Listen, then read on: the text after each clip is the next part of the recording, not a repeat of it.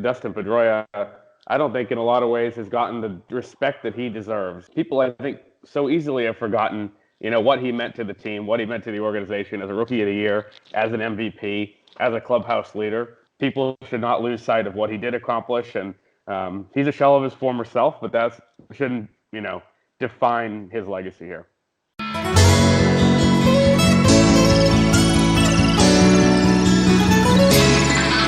Hello, everybody, and welcome to Red Sox Beat Podcast. This is episode 216 of the show. Obviously, I haven't been around that long, but I'm your host, Chris Cotillo from MassLive.com. This is the May 14th version, recording this on an off day, Monday night, with my partner at MassLive, Chris Smith. Chris, how are you? Good. How are you doing?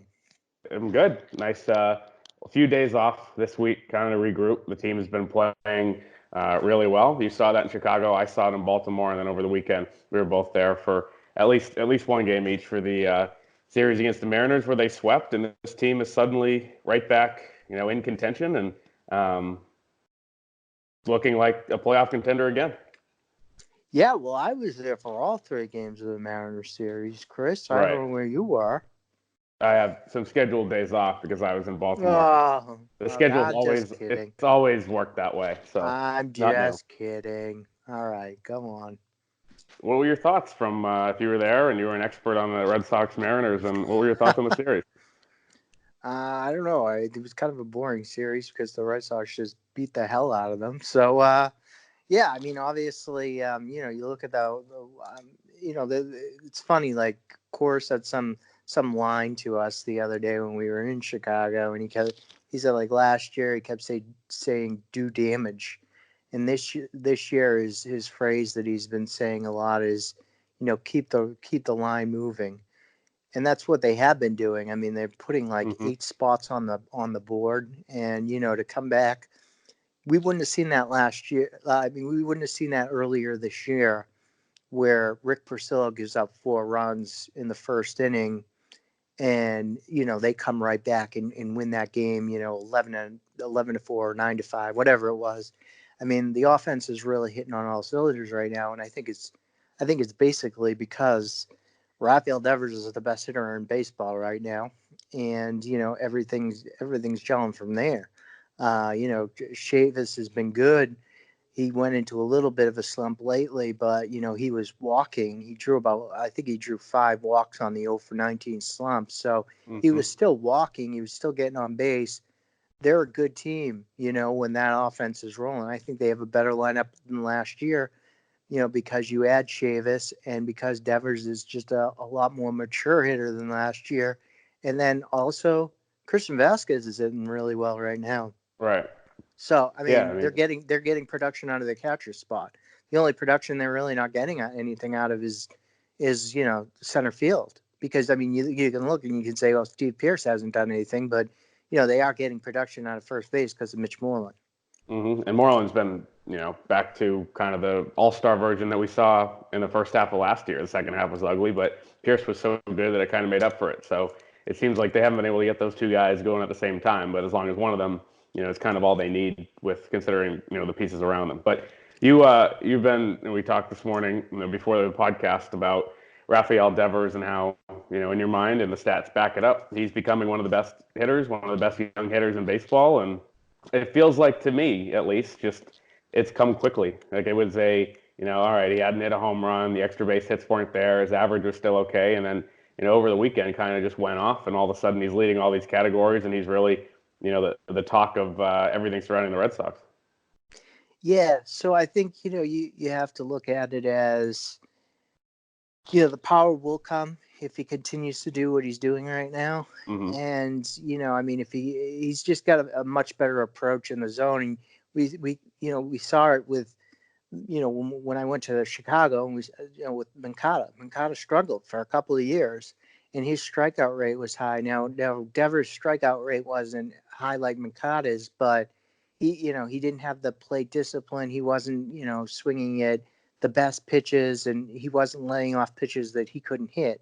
And so, you look at it, and it's just the maturity of his at bats. And so, I think that at this stage they'll take the OBP, which is 408. I mean, he's getting on Yeah, base, over 40% of the time for, a couple, home runs here and there. They'll take that exchange right now, because, you can see it. And he's hitting the ball hard, line right. drives, doubles, singles. The singles have been hard hit.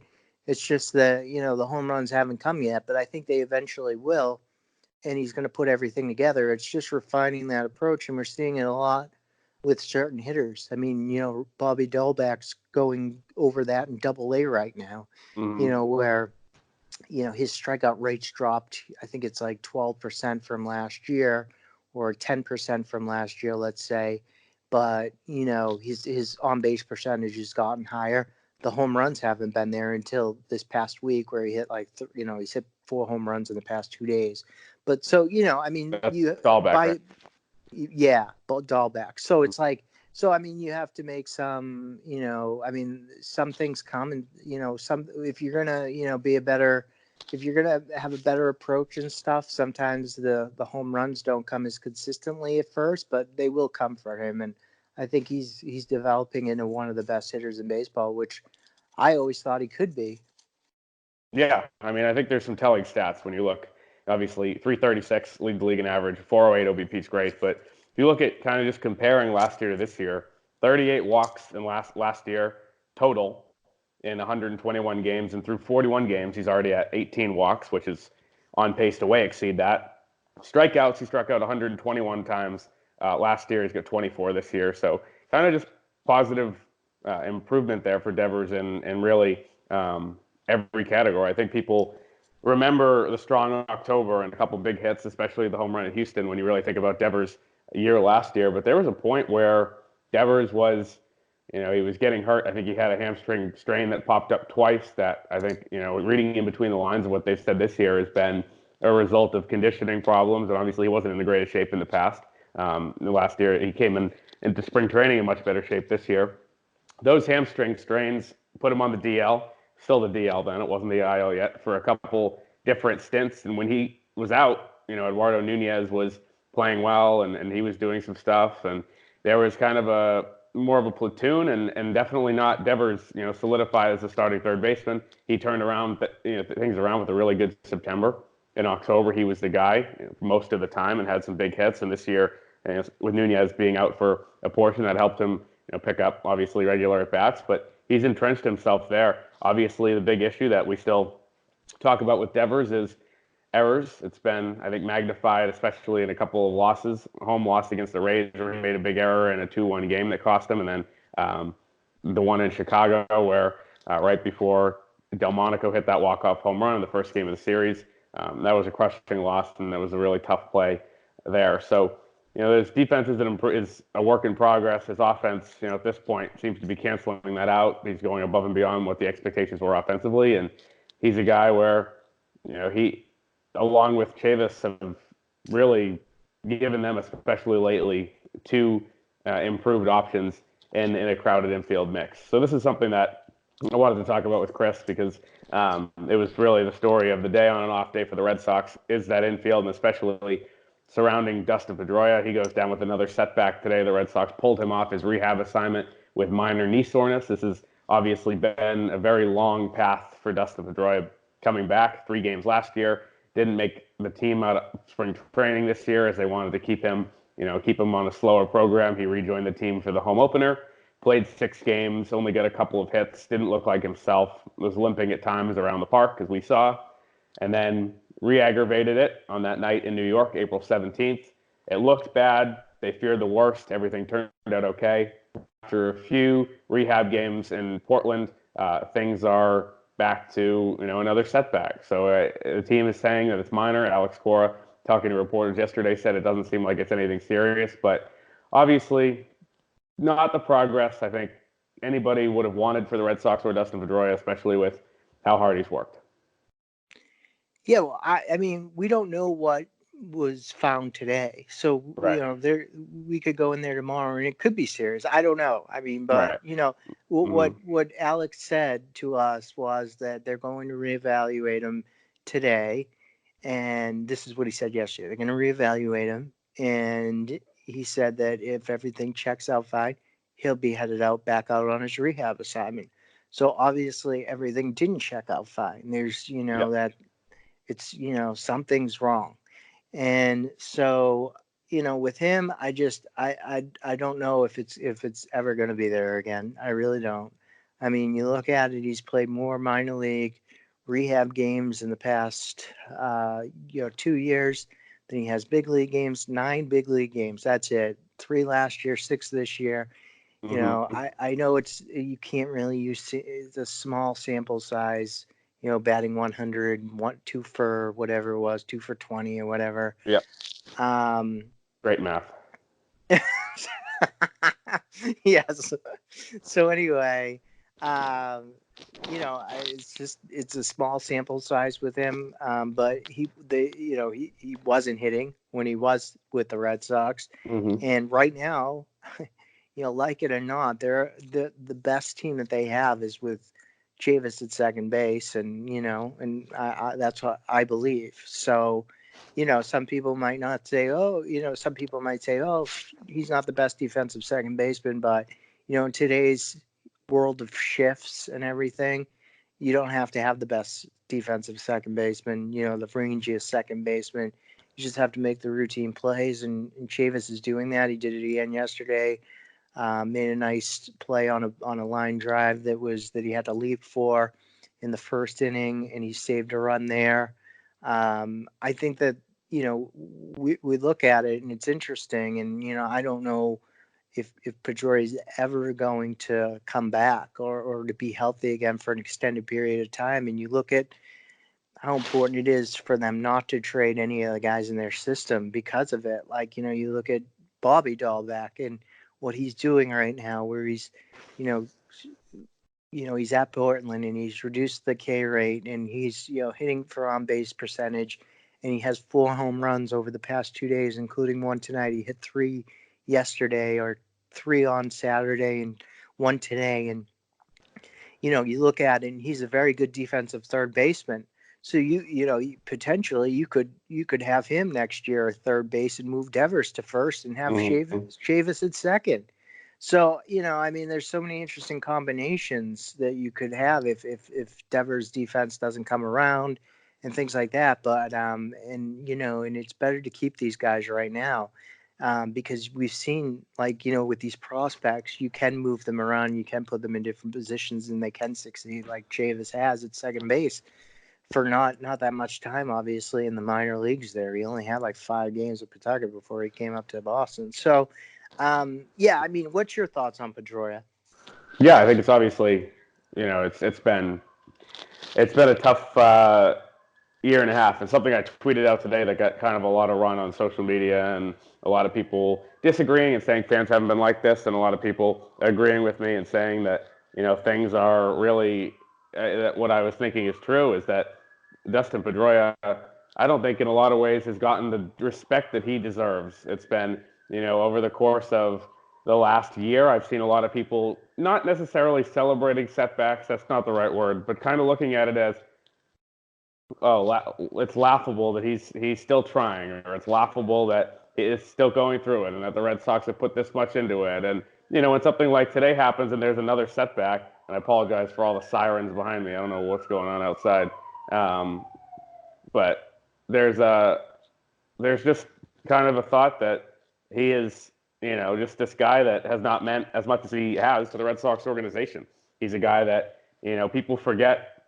People, I think, so easily have forgotten, what he meant to the team, what he meant to the organization as a rookie of the year, as an MVP, as a clubhouse leader, and all of that stuff. And over the last couple of years, it's kind of become not necessarily a punchline per se, but just this thought of, and so quickly this guy's legacy has changed. And my hope is that he won't be thought of as, this player who was constantly hurt and through his career, because that really wasn't the case. It's just been in the last couple of years with this one nagging injury that we've seen, a surgery that he probably shouldn't have had, that he says he regrets having, and a very long road back from something that was really unprecedented for baseball players. I just think people should not lose sight of what he did accomplish, and he's a shell of his former self, but that shouldn't define his legacy here.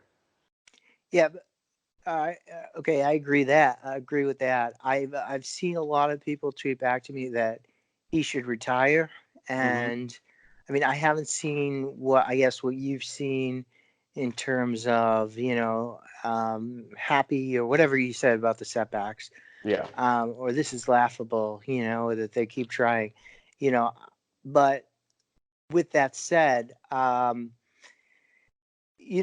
you keep trying and trying and trying here, and there are these setbacks, and like you look at the latest one here and they call it minor, but is anything Hmm. really minor at this point? Right. Because No, it's not. if he can't play the first game of three straight games in a row at Portland, Yeah. then that's really not minor, because they're making the case that he has to come back as an everyday player. Hmm. That's the best way for the roster construction. That's the best thing for the team, is that he comes back as a guy that can play second base every day. Okay, so you look at it, and he's got to determine, can I play on this? If he's feeling minor pain, can I play on minor pain? He's got to determine. He's got to figure out, what kind of pain he can play on, and what kind of pain is, career threatening, or I mean, everything's career threatening, I guess, at this point. But Yeah. which one he has to go to the doctor for, because he can't. I don't know. I mean, if he's going to come back, I mean, we saw Stephen Wright's comments. He said that to us. He said his knee's never going to feel right again. He's going to feel it. Hmm. And so, what is Pedroia feeling? I mean, nothing can be minor at this point.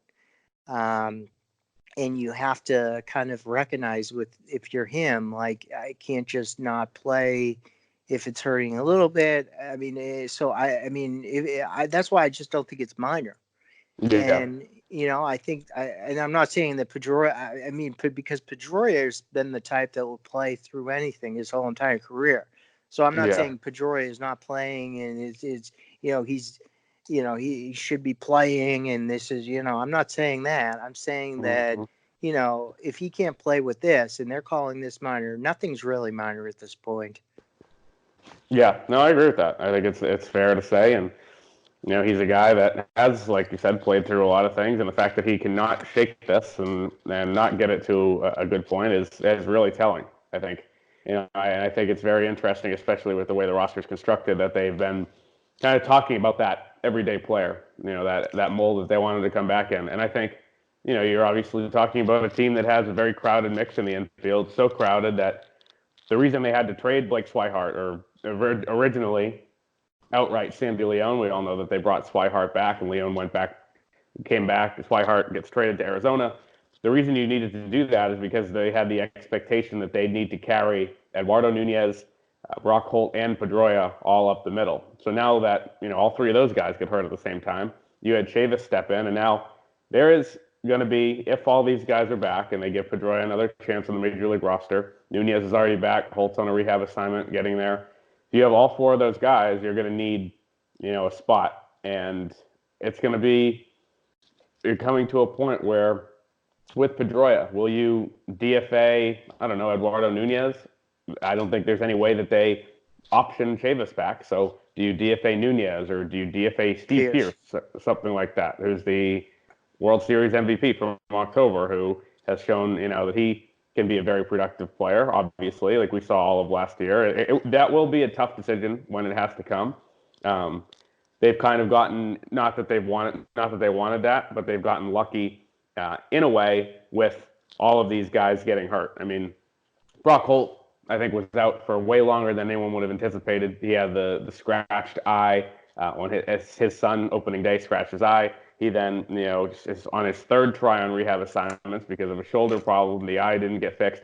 Nunez had back tightness. He's always kind of banged up, but this one put him on the IL.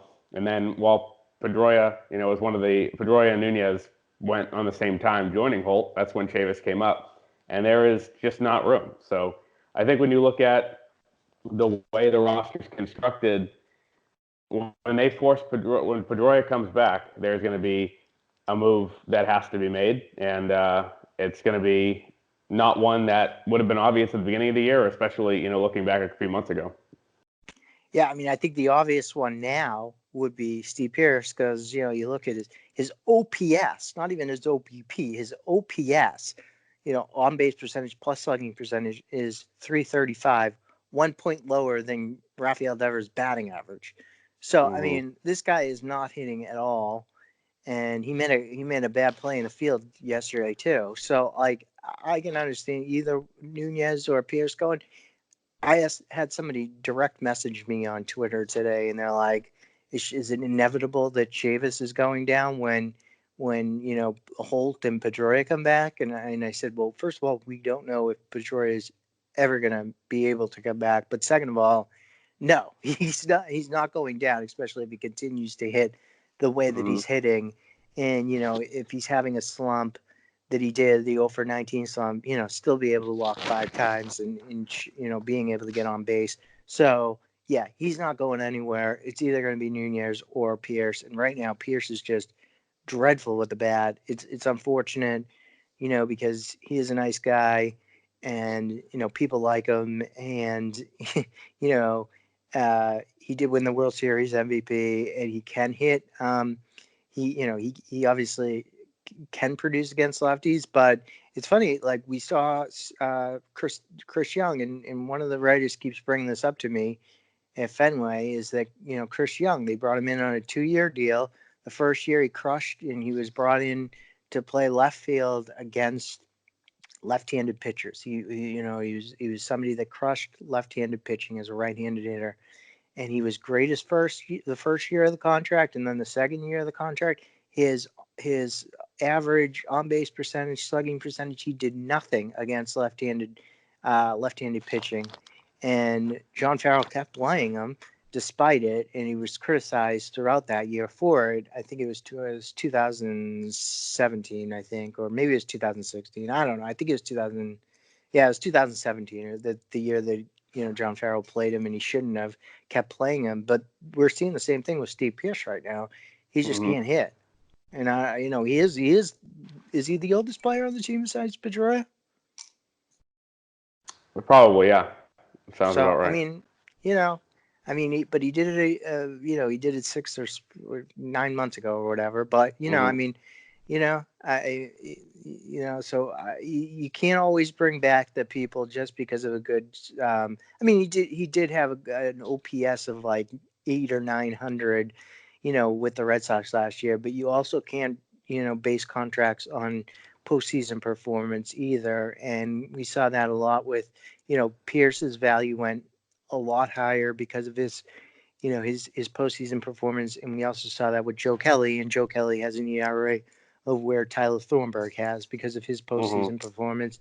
He got the money that he did from the Dodgers. So, Right. the Red Sox made made a mistake, but it's only a 1-year mistake. Yeah. I think I'll segue with this. If you don't want to make mistakes and you want to win some money watching sports, then we are the CLNS partner.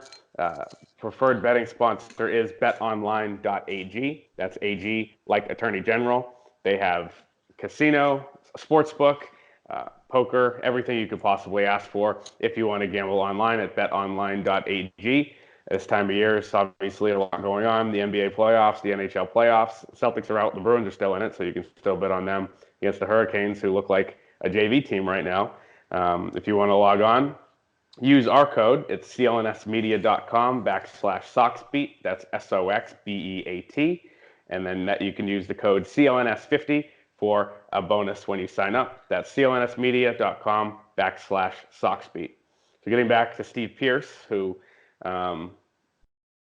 Chris Smith is ready to turn the page on Steve Pearce just a few months after the World Series MVP. He has, obviously he was a great trade piece last year. Can't hit at all this year. He's hitting, let's see where he's at right now.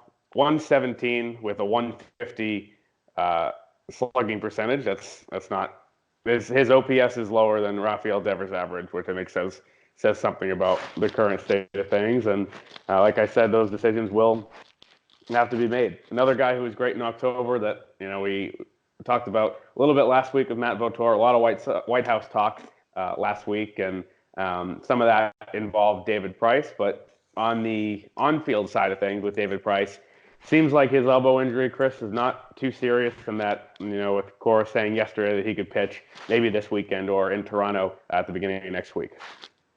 Yeah, so it looks like that's going to be the case. I mean, we'll see. I mean, he's got to throw one more bullpen, and then they're going to make the decision on whether it's Houston or Toronto. But we'll see. I mean, if things pop up after that or not. But it's obviously a good thing that he got out and threw right away, and that there was no downtime really. I mean, he was pretty much out throwing like at least 1 or 2 days after he went on the injured list. So I think that was in Baltimore, right? I think, right? Yep, Yeah, I Monday. think it was like 1 or 2 days after. Mm-hmm. Yeah. So, I mean, yeah. So I think that all positive signs right there, because the last time he wasn't throwing, he was, you know, I mean, the way he talked about it, it wasn't good. And he's been positive about this. So, yeah, Yep. we'll see with him. But, I'd like to see him get on the mound again and pitch well. And then, because this team really needs him. Yeah, I think it's clear that Nathan Eovaldi, 6 weeks might have been a little generous. Where I think today's 3 weeks. He just started throwing over the weekend, so after the surgery. So I'm not sure if he'll be still in that timetable. Brian Johnson seems to be getting closer. He'll be a candidate to start along with Hector Velasquez, Ryan Weber, Josh Smith, all of these guys that we never thought we'd see on the Red Sox. But here we are, and that brings up another thing. One of the last things we'll talk about is, why does Tyler Thornburg still have a roster spot, Chris? Because he, at this point, you just referenced him talking about Joe Kelly and his ERA. Thornburg, his ERA is now, drum roll, 8.04, and that is down a ways from where it was because he was over 12 and terrible for most of the year. Obviously, he's gotten a share of appearances. He has not been able to perform at all. I think there should be no discussion of optics anymore with the Travis Shaw trade. Travis Shaw's first year in Milwaukee won the trade for the Brewers no matter what. Thornburg obviously dealt with the injury issues. They gave him a chance, and it's not health, it's not stuff, it's not velocity, it's just pure results. And it's been the same way since spring training. He couldn't get guys out in Florida.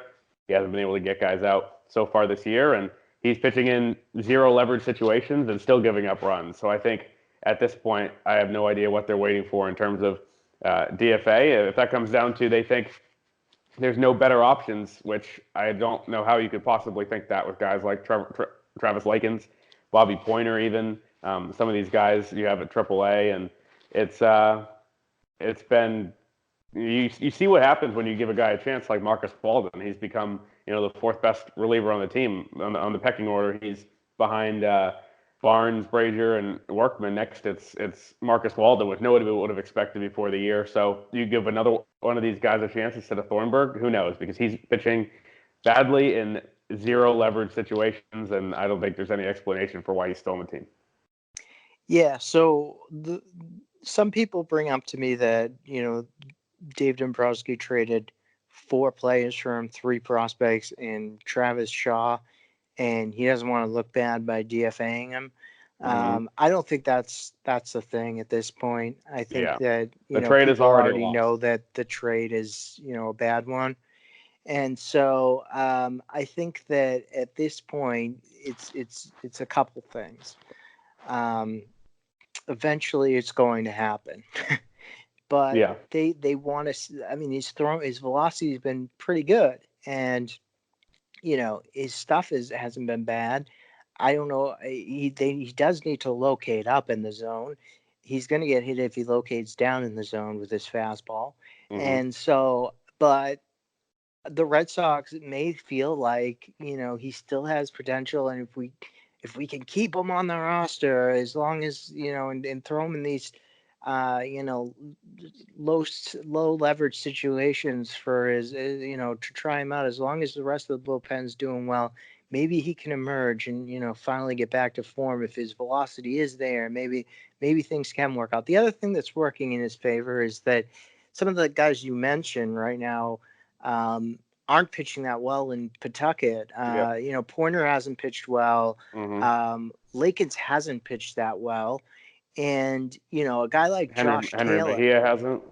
Well, Mejia has.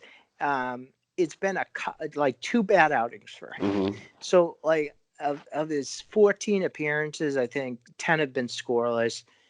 2 have been of 1 run, and then there was one where he was like, he retired 1 batter and he allowed 4 runs. So Mm-hmm. that's really where the ERA went up. If Okay. you unfactor that, if you take out that appearance, then his ERA Mm-hmm. goes down into the ones, or it was down to the ones. Then he allowed another run the other day, so it may be it may be 2, but whatever. He hasn't pitched bad. He hasn't pitched bad at all. But they might also be waiting with him because if he pitches slightly bad in Boston, they can't just put him back on the Pawtucket roster without Right. him clearing waivers, and somebody might take him. So they might be waiting. It might be a waiting game with him until they Mm-hmm. feel comfortable with their roster that they could keep him on there, without having to worry about having to you know have his spot. And so